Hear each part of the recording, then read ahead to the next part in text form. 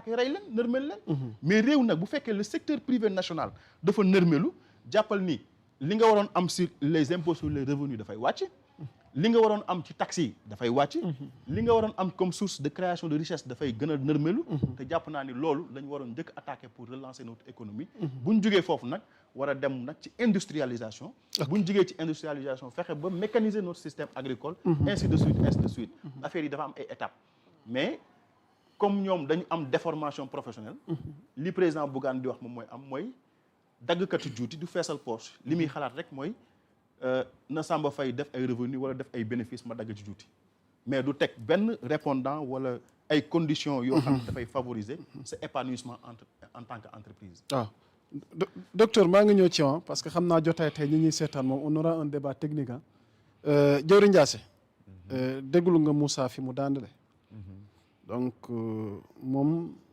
jàppul ni vraiment nouveau régime gi fi toog def nañ lu ñu mën a teg ba rawatina Ousmane Sonko muy premier ministre war a doxal action gouvernement bi di ko coordonner gisul lu dal xelam ci loo xamante ni daal teg nañ ko fi waaw looy tontu ci loolu. waaw mais am na ci droit. am na ci droit mais par rapport ak exposition bi le premier ministre def dem si la oui. ak biens yi nga xamante ni Sénégal da ko récupérer ak fiscalité bi nga xamante ni da doon rëcc ci état bi waaw ak bor yi nga xamante ni eurobond yi nga xamante ni Macky Sall moo ko traité woon ñu ngi koy fay waaw bon yooyu yëpp j'ai vu que même ñi nga xamante ni mosuñu ànd ak moom xaw nañu ànd ak moom démb daal di koy féliciter daal di koy apprécier donc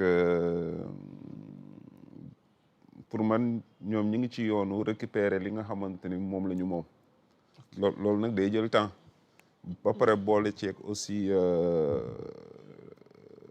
di jël seen responsabilité administrativement di fay fonctionnaire d'État yi di wàññi dund bi di def lu ñu mën a def wàññi courant bi wàññi li ñu mën a wàññi nañ ko li ñu mën a fay ci bor fay nañ ko déjà li ñu naan cin bu naree neex bu baxee xëy je pense que bu ñu persévérer ci ligne bi ñu jël dem ba nga xamante ne li daan rëcc Sénégal yëpp ci alalu boppam comme ni mu ko doon waxee Sénégal li koy rëcc ci alalu boppam bu ñu fexe woon ba jot ci sax dootuñu soxla FMI ak Banque mondiale et je vois que ni ci yoon boobu la ñu nekk donc patience la laaj affaire yi xëy mais Moussa dafa gis ni bor baa ngi gën a bëri déjà ngeen ne da ngeen fi fekkoon bor ak réew mu nërmeelu mais ñu dolli ci waat yeneen bor te ñaari at daanaka concrètement dese nañoo gis impact googu ci dundinu askan bi bon impact bi ci dundinu askan bi boo ko waxee ni gisoo ko peut-être da ngay wax lu la neex rek parce que tamit dund bi wàññeeku na dund bi wàññeeku na loolu kenn du ko weddi quoi képp koo xamante ni yaa ngi ci dëkk bi gis nga ko tu vois léegi nag bon comme niñ ko waxee ñoom dañuy ñëw fekk fi bor yoo xamante ni c'est des dettes cachées ñu war a surmonter situation bi donc te yóbbuwu leen ba ñu mën a privé kenn salaire wala ñu wàññi salaire u kenn tu vois ñi ngi gérer donc fi ñuy jaar nag ak ci yan stratégie la ñuy teg ba surmonter crise bi ñoom ñoo ko xam tu vois donc li nga xamante ni moo amal importance peuple bi mooy que ni fii ak fonctionnaires yi ñi ngi fayeeku étudiants yi ñi ngi fayeeku administration civile bi lépp ngi dox ñi ngi wàññi dund bi bon xel day dal xel dafay dal donc yan ba pare ñi ngi fay boru Sénégal yi privé bi ñi ngi leen di fay seeni bor donc duñu wax rek lu dul ñaanal leen quoi tu vois mais nag bon peut-être que lépp bor fay bor bon am na dëkk fu muy toll tamit loolu lu mën ñàkk parce que bu fekkee ni sa PIB yow li ngay gagné dépassé na sa PIB tu vois tu es à 119% ab bagage yu demee noonu comme ñoom ni ñu koy waxee les économistes tu vois ban système ngay war a mën a def ba répondre say responsabilités ba pare di fay say bor pour dëkk bi bañ a nekk en arrêt loolu tamit ñoom seen est-ce que plan de redressement bi Ousmane Sonko wax dina indi solution je pense que bu fekkoon ne du indi solution kon feeñ na ci dëkk bi ok kon feeñ na ci dëkk bi comme ni ma la ko waxee boo suivre dem exposition bi mu def. ne loolu rek xamante ni dëkk bi ñëpp pensé apprécier ko. war na doy xel quoi waaye. ok docteur Samba. ci yow laa jëm defe naa déglu nga Moussa. déglu nga réplique u jëwriñ Ndiassé à votre niveau. Ndiassé maa ngi koy nuyuwaat sànq. dañ fi bàyyi woon débat maak moom. yàgg moom. dama ko ni yaa ngi fàttaliku loolu. dama ko ni woon ni. waaw Ousmane Sonko dafa bindoon page 138. waaw ni que ni Pierre Goudiaby Atepa moo dimbali Franck Timis mu sàcc suñu xaalis. mu ne dina ci def recherche. xëy na bu jëlaatee parole dina ma indil recherche yi mu ci def. mu sàcc sunu pétrole. Pierre Goudiaby moo présenté Macky Sall Franck Timis. non pas Macky Sall. waaw. parenthèse loolu parenthèse dama ne bu jëlee parole xam gis naa ne moom defu ci recherche parce que fàtte na loolu.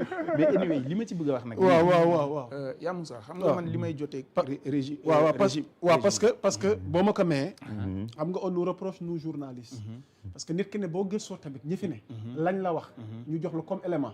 ci nga mën a sukkandiku. tout à fait oui. Moussa je peux me tromper. bu dee li ma wax amul tamit ngeen dikkaat ci.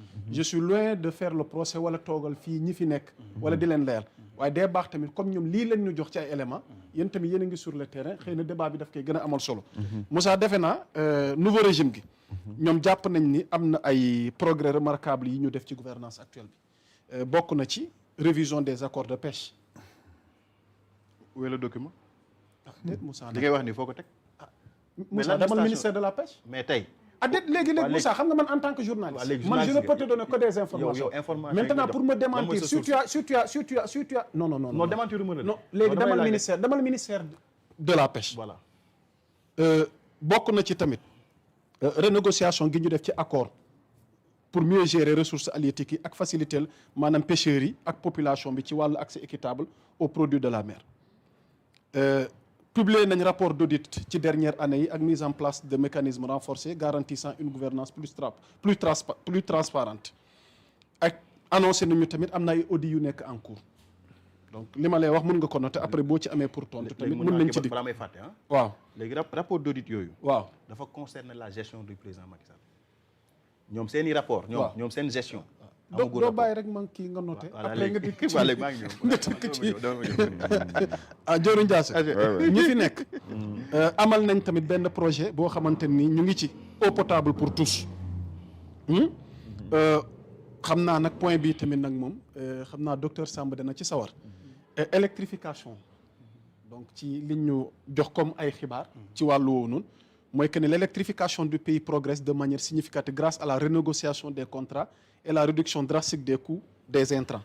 Un poteau électrique qui coûtait entre 1 et 2 millions de francs CFA il y a un an coûte désormais moins de 200 000 francs. Cette baisse permet d'accélérer l'accès à l'électricité pour de nombreuses localités, assortie de la réduction drastique du coût de l'électricité notée ces dernières semaines.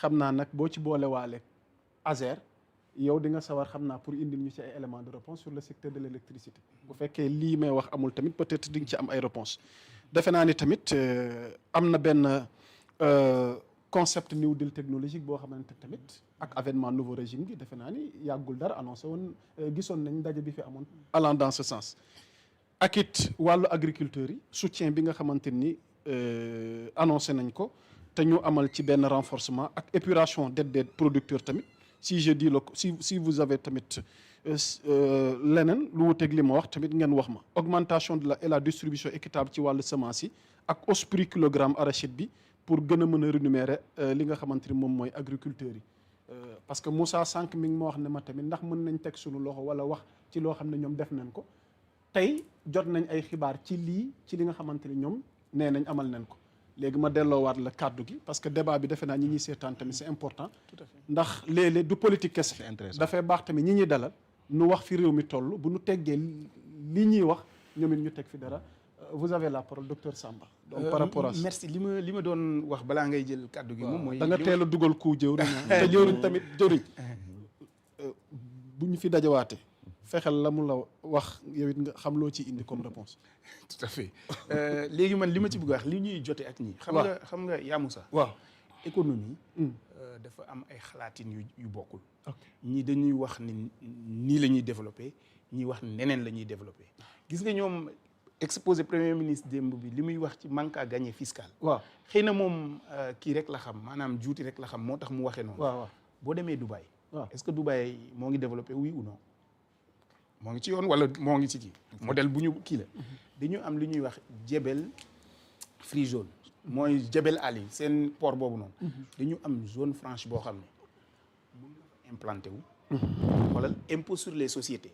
Sénégal 30% la nekk dinaa si ñëwaat Dubaï 0% la doo fay impôt boo amee bénéfice doo fay droit de douane booy importer doo fay droit de douane booy exporter dooy fay droit de douane société bi mun na nekk une société à 100% étrangère ba pare bénéfice bu mu am mu yóbbu ko xam nga loolu c'est un modèle mais xam nga lan la leen indil am nañ au moins 8000 entreprises yu implanté wu foofu noonu jóge ci yeneen dëkk yi gis nga ce qui est en apparence ngay ñàkk ci fiscalité da nga koy mun a am ci 8000 sociétés bu nekk bu amee 100 nit yuy liggéey foofu ça fait 800000 yu toog ci dëkk bi di consommer ci dëkk bi après di fay après maintenant TVA ci dëkk bi di employé dëkk bi donc c'est des choix munoo ñëw jàppee loolu xam ne c'est de l'évaporation gratuite Sénégal dafa amee aussi un modèle de développement 1974 lañ créé la zone franche industrielle xam nañ ko fii nii Sodida machin foofu noonu port ba booy dem mbaaw ne le